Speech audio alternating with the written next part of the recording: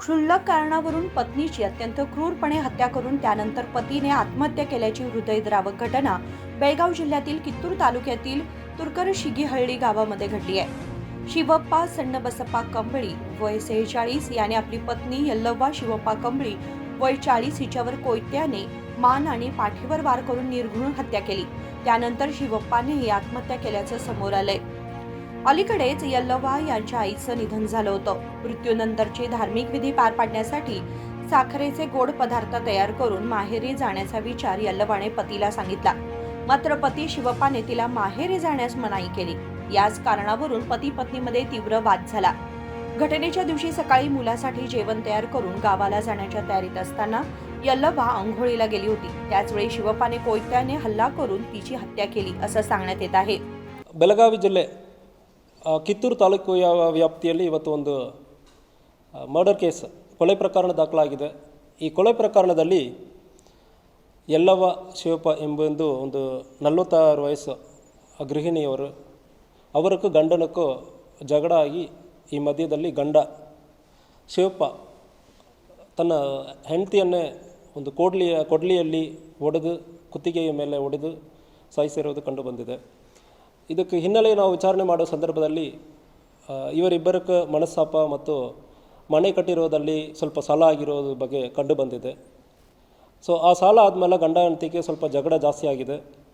ಇತ್ತೀಚೆಗೆ ಹೋದ ವಾರದಲ್ಲಿ ಯಲ್ಲವ್ವ ಅವರು ತಾಯಿಯವರು ಕೂಡ ತೀರೋಗಿರೋದು ಕಂಡುಬಂದಿರುತ್ತೆ. ತೀರೋಗಿ ಆದಮೇಲೆ ಅಲ್ಲಿ ತಾಯಿ ಮನೆಗೆ ಹೋಗಿ ಬರೋದು ಜಾಸ್ತಿ ಆಗಿದೆ. ಈ ಸಂದರ್ಭದಲ್ಲಿ ತಾಯಿ ಮನೆಗೆ ಹೋಗುವಾಗ ಇವರು ಗಂಡ ಹೆಂಡತಿ ಮಧ್ಯದಲ್ಲಿ ಜಗಳ ಆಗಿರೋ ಸಂದರ್ಭದಲ್ಲಿ ಇವತ್ತು ಬೆಳಗ್ಗೆ ಸುಮಾರು 8:45ರಿಂದ 9 ಗಂಟೆ ಮಧ್ಯದಲ್ಲಿ ಒಂದು ಇಬ್ಬರಕ್ಕೆ ಜಗಳ ಆಗಿದೆ. ಜಗಳದ ಸಮಯದಲ್ಲಿ ಕುಡಲಿಯಲ್ಲಿ ಗಂಡ ಹೆಂಡತಿ ಯಲ್ಲವ್ವವನ್ನು ಕೊಂದಿರೋದು ಕಂಡು ಬಂದಿದೆ. ತಕ್ಷಣ ಹೆಂಡತಿ ಸತ್ತಿರೋದು ಗೊತ್ತಾದ ಮೇಲೆ ಶಿವಪ್ಪ ಕೂಡ ಹ್ಯಾಂಗ್ ಮಾಡಿಕೊಂಡಿರೋದು ಕಂಡು ಬಂದಿದೆ. ತಕ್ಷಣ ನಮ್ಮ ಆಫೀಸರ್ಸ್ ಇನ್ಸ್ಪೆಕ್ಟರ್ ಸ್ಥಳ ಪರಿಶೀಲನೆ ಮಾಡಿದ್ದಾರೆ ಮತ್ತು DSP ಹೋಗಿದ್ದಾರೆ. विचारणे नडीता ಇದೆ. कौटुंबिक वादाचा शेवट हत्या आणि आत्महत्येत झाल्यानं संपूर्ण गावात शोककळा पसरली आहे.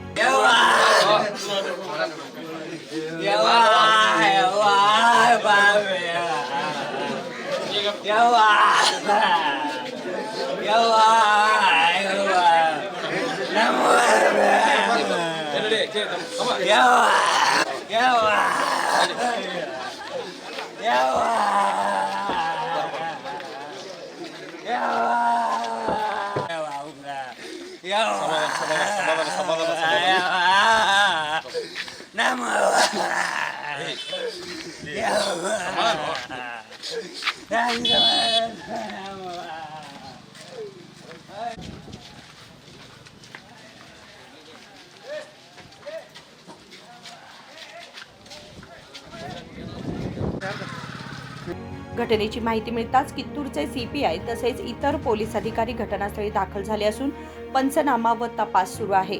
ही घटना कित्तूर पोलीस ठाण्याच्या हद्दीत घडली आहे. विनोद कोलकार, KMM मराठी, बेळगाव.